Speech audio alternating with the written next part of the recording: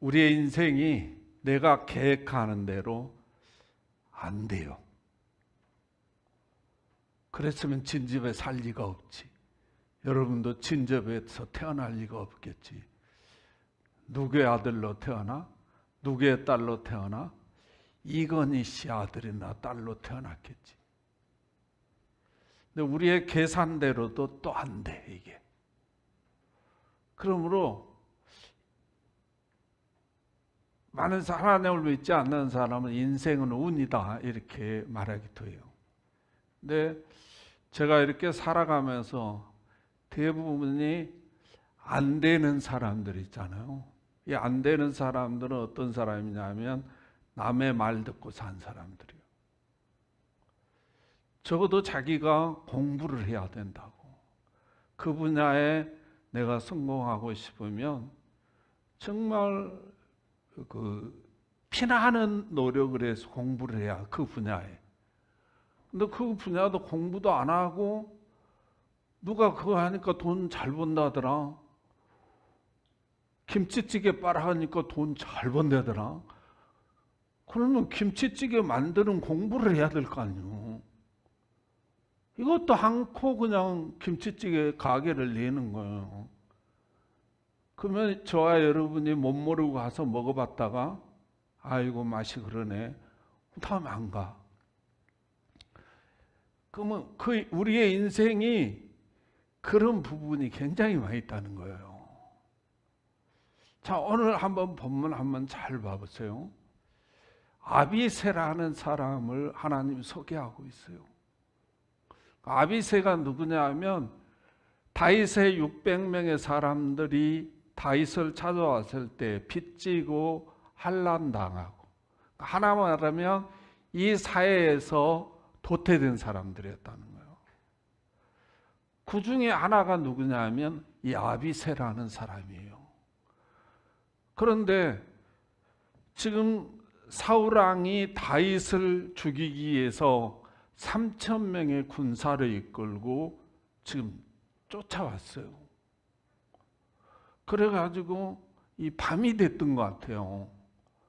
다윗이 이 사울을 뭐 죽이려고 맘먹었는지 아니면 내가 당신을 죽일 의도가 없는 것을 보여주기 위해서 그랬는지는 정확하지 않지만 어찌됐든 그 600명의 사람들에게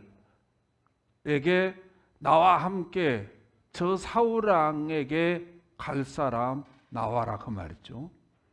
오늘 본문에는 그걸 아비새에게 이야기했다는 거예요. 그런데 오늘 읽어드린 6절을 보니까 이 다윗이 아비새에게 나와 함께 저 사울에 있는 그 사울에게 가자 이랬다는 거예요. 근데 이 문제가 뭐냐 하면 이 아비새는 그 소리를 듣고 내가 함께 가겠나이다 이렇게 말했다는 거예요. 자, 한번 여기 잘 들어봐서 아비새 입장에서 보면 절대로 다윗과 함께 사울에게 가면 안 되는 이유가 있어요. 안 되는 이유 첫 번째 한번 말해 보세요.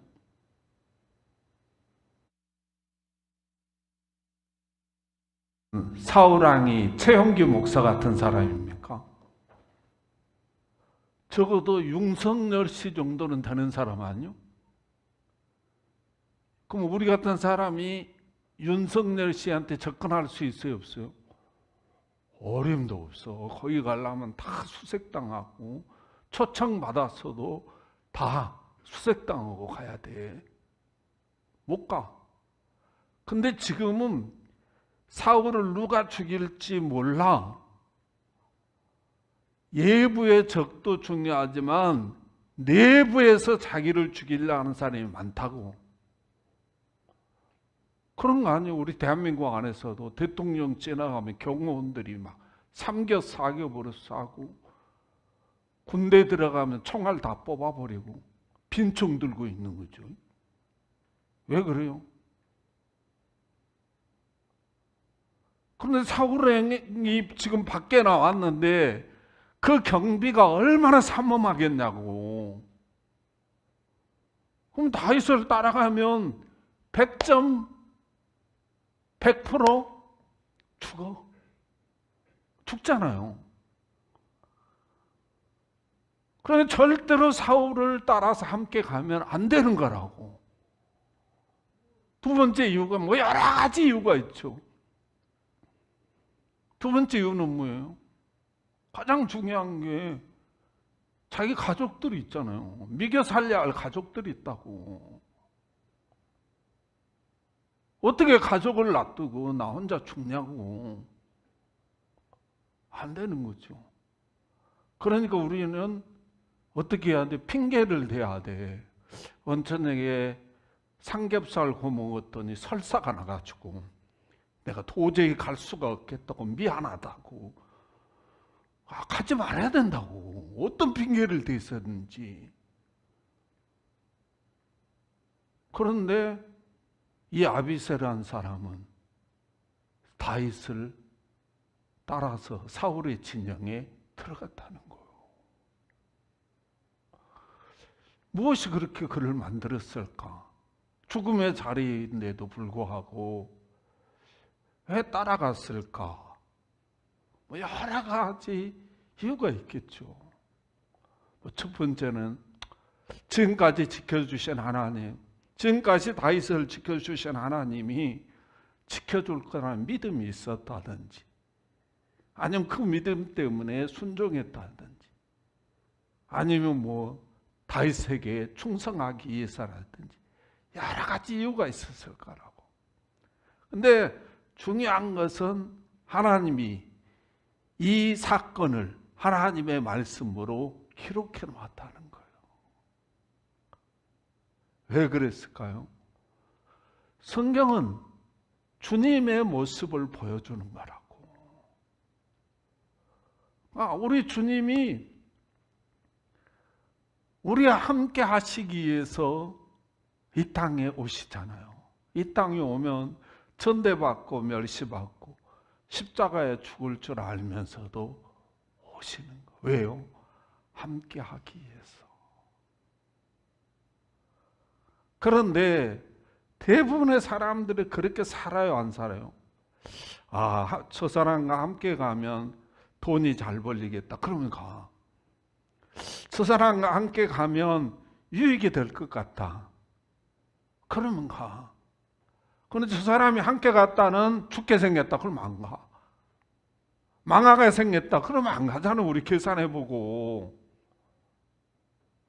그런데 이 아비새라는 사람은 우리 주님처럼 다윗과 함께 그 죽음의 자리임에도 불구하고 우리 예수님처럼 가더라는 거예요. 이 모습을 보시고 이 아비새에 가는 길을 하나님이 지켜줬다니까. 보호해 주셨어요. 그 많은 3,000명의 군인들이요, 다 깊은 잠을 들게 만들어버린다. 그리고요, 이 사건을 통해서요, 이 아비새라는 사람이요, 600명의 용사라고 표현하는데요, 이 사람이 1등 공신이 되고요, 장군 중에 장군이 돼요. 그래서 세바의 여러분 반란 있죠. 세바의 반란이 나중에 일어나, 그것도 이 아비새가 앞장서서 진압합니다. 물론 아브넬이라는 장수를, 적군이죠. 적군의 장수를 다윗을 죽이지 마라 그랬는데 이 친구가 자기 동생을 아브넬이 죽였다고 그래가지고 그냥 전쟁터에 갔다 오다가 그 아브넬을 보고 죽이죠. 그 속에서 그 다윗이 대노하기도 해요. 그런데 어찌됐든 이 다윗의 안건에서 아주 중요한 역할을 하고, 한마디로 놓으면 출세하고, 이 가정이 어마어마한 축복의 사람이 돼요. 다시 말하면 600명의 빚지고 환난당하고 여러 가지 고통당하며 살았던 그 사람이 이렇게 다윗을 통해서 하나님께 충성하고 죽음의 자리에도 함께 갔더니 이 다윗이 이 사람 아비새라는 사람을 어마어마하게 신뢰하고 그 사람을 믿게 되고 그래서 그 사람에게 중책을 맡기게 되는 엄청난 역사가 일어났습니다. 사랑하는 성도 여러분, 이 땅에 지금 환난 당하고 있습니까? 여러 가지로 어렵고 힘들고 미래가 불투명하고 그래서 여러 가지 문제를 가지고 있습니까? 여러분, 하나님의 교회와 하나님과 하나님의 사람들과 끝까지 함께 가시기를 주님의 이름으로 축복합니다. 그리하면 하나님께서 여러분의 인생길 정말 이 환난 당하고 빚지고 억울한 일 당한 이 사람들이 이스라엘 나라의 중추 역할을 하는 사람이 될 줄을 누가 알았겠습니까? 그런데 이 쫓겨다닌 다윗과 끝까지 함께하는 이 모습을 보시고 하나님이 그들의 가문을 이끌켜 주시고 그분들의 삶을 축복해 주셨다는 사실을 믿으시기를 주님의 이름으로 축복합니다. 그러면 내가 공부 못하고 우리 자식이 공부 못하고 지금 가진 것도 없고 오늘 또 우리 담임 목사님께서 설교하는데 한 달에 100만 원씩 저축하면 1년이면 1200만 원, 10년이면 1억 2천, 2년이면 2억 4천. 이건 우리 계산입니다. 그걸로 계산해 보면 소망이 없어, 희망이 없어. 그런데요, 우리가 하나님께 충성으로 끝까지 함께 가면요, 하나님이 풀어줄 때가 있어요. 하나님이 보여주실 때가 있습니다. 하나님이 만남을 주실 때가 있어요. 그 기회들이 옵니다. 그 기회를 붙잡기 위해서 우리는 지금 준비하고 있는 거예요. 할렐루야. 포기하는 것이 아니라 항상 준비하고 내가 그 분야에 무엇을 하고 싶으면 항상 준비하고 그 분야의 책도 보고 연구도 하고 강의도 들으면서 준비해 놔야 돼요. 사랑하는 성도 여러분, 하나님은 오늘 우리 담임 목사님을 통해서 말씀하지만 절대로 우리를 포기하지 않습니다. 포기하지 않기 때문에 우리가 잘못 살면 해초리를 내려놓지를 않는다니까. 그러므로 저와 여러분은 어떤 환난과 역경하고 그게 죽음의 자리라 할지라도 하나님께 충성하는 마음으로 함께 가시기를 주님의 이름으로 축복합니다. 이 시간 우리 합심해서 기도합시다. 하나님,